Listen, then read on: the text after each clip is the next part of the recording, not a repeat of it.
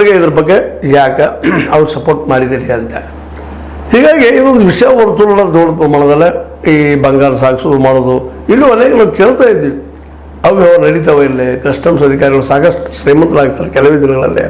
ಹೆಂಗದು ಬಂಗಾರ ವ್ಯಾಪಾರ ಮಾಡೋರು ಭಾಳ ಆಗಿದ್ದ ಶ್ರೀಮಂತರಾಗ್ತಾರೆ. ಎಂಥ ಇನ್ಕಮ್ ಅದಲ್ಲೇ ಇದೇ ಇನ್ಕಮ್ ಅಲ್ಲ ಇಂಥವು ಡೋ ನಂಬರ್ಸ್ ಮಾಡೋದು, ತರೋದು, ಕರಗಿಸೋದು, ಕೊಡೋದು, ಅದನ್ನು 1ಕ್ಕೆ 4 ರೇಟ್ ಹೇಳ್ಕೊಳ್ಳೋದು ಎಲ್ಲ ಇರ್ತದೆ. ಏನು ನಡಿಬಾರ್ದು ನಡೀತಿರ್ತದಲ್ಲ. ಹೀಗಾಗಿ ಈ ಬಂಗಾರ ವ್ಯಾಪಾರಸ್ಥರು ಸಹಿತ ಈ ರಣ್ಯಾರಿಂದಾಗೆ ಅಲ್ಲೂ ಎನ್ಕ್ವೈರಿ ಸ್ಟಾರ್ಟ್ ಆಗಿದ್ದಾವೆ. ಬಂಗಾರ ನೀವು ತೊಗೊಂಡ್ರಿ, ಎಲ್ಲಿದು ಬಂತು, ಹೆಂಗೆ ಬಂತು, ಪ್ರತಿಯೊಂದು ಇವತ್ತು ಎನ್ಕ್ವೈರಿ ಆಗ್ತಾ ಇದ್ದಾವೆ. ಒಟ್ಟು ಒಂದು ರೀತಿಯಿಂದ ನಮ್ಮ ರಣ್ಯಾರಾವ್ ಅವರು ಈ ಪ್ರಕರಣ ಮಾಡಿದ್ರಿಂದಾಗಿ ಬಂಗಾರ ತಂದಿಲ್ಲಿ ಕಳಸಾಗಲಿಕ್ಕೆ ಮಾಡಿದ್ರಿಂದಾಗಿ ಹೊಸ ಒಂದು ತನಿಖೆ ಶುರುವಾಗಿದೆ. ಆದರೆ ಇದು ಎಲ್ಲಿವರೆಗೆ ಎಷ್ಟರವರೆಗೆ ಅಂತ ಇನ್ನೂ ಎಷ್ಟು ಬೀಳ್ಬೋದು, ಇದ್ರಾಗ ಬಿದ್ದು ಮತ್ತೆ ತಪ್ಪಿಸ್ಕೊಂಡು ಹೆಂಗೆ ಹೋಗ್ಬೋದು ಅಂತೇಳಿ.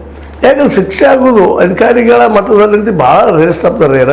ಇದರಲ್ಲಿ ಶಿಕ್ಷೆ ಆಗ್ಬೋದಾ ರಣ್ಯಾರಾವ್ ಅವರಿಗೆ ಅಂತ ವಿಚಾರ ಮಾಡಿದಾಗ ಮೋಸ್ಟ್ ಪ್ರಾಬಬ್ಲಿ ಆಗಬಹುದು ಅನ್ನಿಸ್ತದೆ.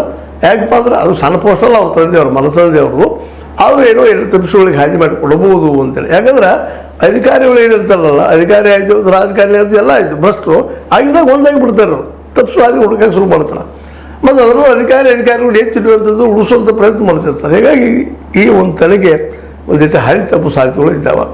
ಅದೇನಾದರೂ ಈಗಿನ ಮಟ್ಟಿಗೆ ಮಾತ್ರ ಒಂದು ಏನು ಸಮಾಧಾನ ಅಂದ್ರೆ ರಾಜ್ಯದ ಸಚಿವರು ಇರುವುದರಿಂದಾಗಿ ಅದರಲ್ಲೂ CBI ಮತ್ತು ED ಪೂರ್ಣ ಪ್ರಮಾಣದ ತನಿಖೆ ಮಾಡೋದು ಎರಡು ಮಾತ್ರ ಇಲ್ಲ. ಯಾಕಂದ್ರೆ ಈಗ ಮೊದಲು ಬೇಕಾಗಿದ್ದು ಸ್ಟೇಟ್ ಗೌರ್ಮೆಂಟ್ ಹೆಂಗಾದರೂ ಒಂದು ಅಸಂತ್ರ ಮಾಡಬೇಕು ಅನ್ನುವಂಥ ಒಂದು ವಿಚಾರ.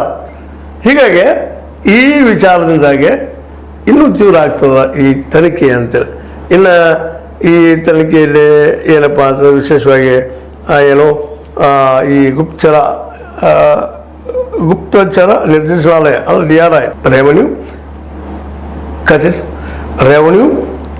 ಗುಪ್ತಚರ ನಿರ್ದೇಶನಾಲಯ DRI ವಿಶೇಷವಾಗಿ ಏನಪ್ಪ ಅಂತಂದ್ರೆ ಭಾಳ ಕಾಳಜಿ ವಹಿಸಿ ಮಾಡ್ತದೆ. ಇನ್ನು ED ಒಂದು ಜೋಡಿ ಆಗ್ಯದ. ED ಜೊತೆಗೆ CBI ಐತೆ. ಹೀಗಾಗಿ ರಣ್ಯಾರಾವ್ ಅವರು ಈ ಒಂದು ತನಿಖಾ ಸಂಸ್ಥೆ ತಪ್ಪಿಸೋದು ಭಾಳ ಕಷ್ಟ.